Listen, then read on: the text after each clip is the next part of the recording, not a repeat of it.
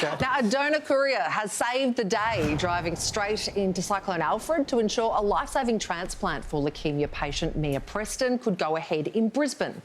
Garth Healey made a 600k mercy dash from Sydney to the New South Wales town of Glen Innes, where he handed over his precious cargo to Queensland paramedics. And thanks to his efforts, the 22-year-old's transplant went ahead with just an hour to spare. And Garth Healey from Stem Cell Donors Australia joins us now. Garth, this is an extraordinary story. You braved a 600-kilometre drive through what was being touted as a once-in-50-year cyclone to make this delivery. How did all this happen? Yeah, look, we have been working on this particular case for about 8 weeks. The cells were coming in from America, couriered by a individual by the name of Alex, and as it got closer and closer, we realised that we're going to be interrupted to get into Brisbane, and we'd have to look for different methods of getting the cells up to Brisbane.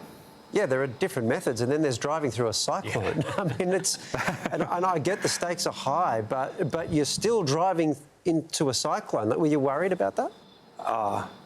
No, not really. Look, I was more worried about the cells and getting to the patient. The patient doesn't have any other choice, and that's it. We're totally dedicated to getting the cells to the patient because it's the patient's only chance they have of surviving. So singularly focused, get the cells there no matter what.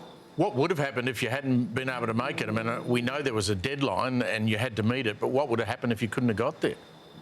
Oh, look, didn't really want to think about that, really. I would have walked through the rivers to get them there. I think that's what we were.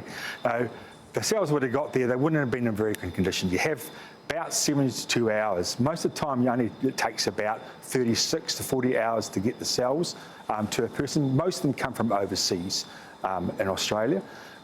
So we're quite versed in being quite dynamic in the way that we look for solutions. But this was, as I said, a 150-year event. It never happened before in Australia. So everything worked out for the best.